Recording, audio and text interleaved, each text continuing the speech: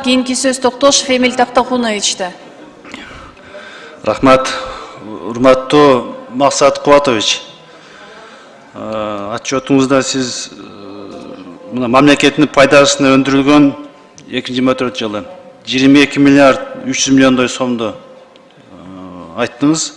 Bunun içinde 15 миллиард 666 сом эле бул жерлерге байланыштуу экен. Жерлерге жана жеке менчик имараттарга. Азыр мына акыркы ушу жылдары аябай катуу тенденция болуп атат. Элдердин мурдагы 30 жыл мурдагы менчикке чыккан, мамлекет өзү берген аукцион менен тендер менен сатканды биз азыр ошону кайтарып алып атасыздар да. Сиз башкы прокурор, надзорный орган катары Конституцияда так жазылган 26-15 беренеде кол тийбестик так көрсөтүлгөн жеке менчикти соттун гана чечими менен ордун толтуруп компенсация берет деп жазылган да. Ушул боюнча оюңузду айттыңызчы. Урматтуу Эмиль Токтокунович, бул маселе боюнча ошол сиз айтып аткан мамлекетке кайтарылып аткан жерлер болобу, же башка мүлктөр болобу, бул убагында ошол мыйзамсыз берилип калган да.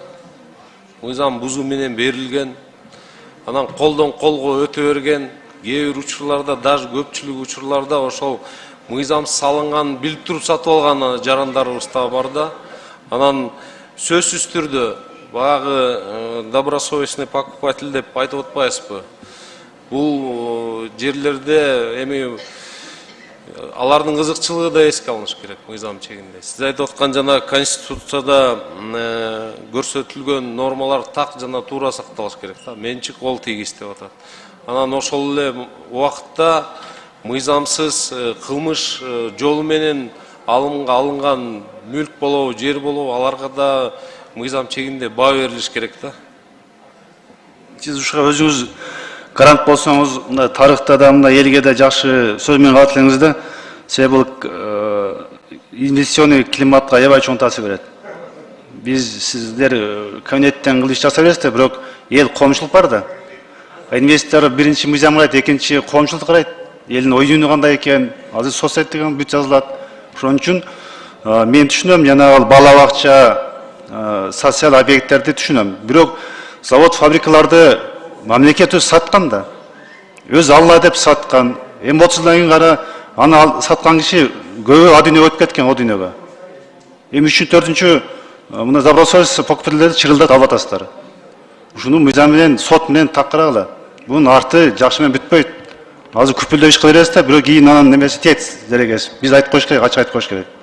Ошону калыспал өзүңүз сотко барсын, компенсация төлөсүн, эгерде алган мекеме алып аткан жак далилдесин. Эми 3-4-чү колдогону аны болбойт да. Анда биз мамлекет, бул Кыргызстан, биз мыйзамдуу өлкөдө жашайбыз да. Бул менен мамлекет байып кетпейт. Көрүп атабыз, мамлекет алган немелер кайра ошол урап, аны иштете албайт мамлекет, завод, фабриканы. Ошону эске алыңыз биринчи. Мен сурам. Экинчи, мына сиз отчетуңузда карадык, санириттештирүү жакшы жолу коюлуптур. Бул жагынан сизге жакшы баа берем. Дагы өнүк туруш керек. Анан өзүңүздөрдүн ичинен прокуратуранын иштегендердин канча кишиге иш козголду, канча киши мындай жазасын алды, иштен кетти, ошо боюнча маалымат бериңизчи.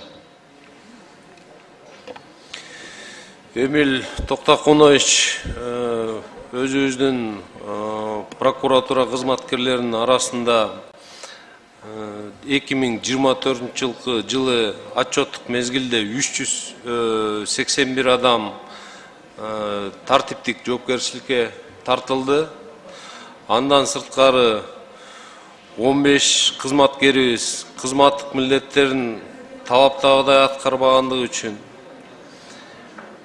прокуратура органдарынан бошотуу менен кылмыш жаза жоопкерчилигине тартылышты.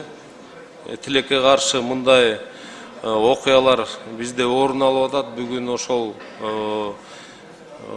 коррупциялык көрүнүштөрдү жоюу боюнча аеосуз күрөшчү жүрүп атат да. Мурункудай жаап жашырып баягы карга карган көзүн чокубайт деген сөздөн алыс болуп, ошол өзүбүз выявлять этип, ошол кылмыш болобу же тартиптик жазага кириптер болчу укук бузуулар болобу, баарына принципиалдуу баа берип атабыз. Ошолорду тазалашыбыз керек. Ошондо прокуратуранын аброю, элге ишеними күчөлөт. Аны сиз өзүңүз жеке керк башчылыгы менен көзөмөлдөп жооп бересиз. Акыркы суроом, экстрадиция боюнча айтып берсеңиз. Жооп бересизби, угуп калдыңызбы? Экстрадиция боюнча. Экстрадиция боюнча бул маселе дагы менин өзгөчө көзөмөлүмдө турат. Бүгүнкү күндө күнү түнү бул боюнча жарандардын кайрылуусу боюнча, андан сырткары кайрылуу жок болсо деле биз мен белгилеп кетейин, былтыр күз айларында барып Россия мамлекетинин күч органдарынын жетекчилери менен жогорку соттун жетекчилиги менен жолугуп келгем. Бул жөнүндө аларда эч кандай маселе жок.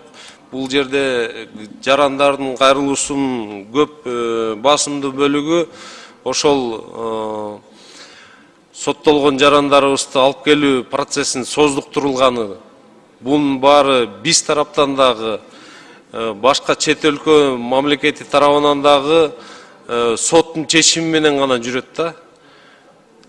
Анан ошол себептен тигил өлкөдө, анан биздин өзүбүздүн өлкөдө соттук процесстерди карап, анан ошол соттук чечимдер менен бири-бирибизге кат алмашуунун негизинде анан ошол убакыт көп кетип калып атат да. Ошон үчүн биз болгон күчүбүздү жумшап, ошол жарандарыбызды өзүбүзгө которуп алалы деген ойдобуз. Андан сырткары белгилеп кетчү жагдай, көпчүлүк бөлүгү ошол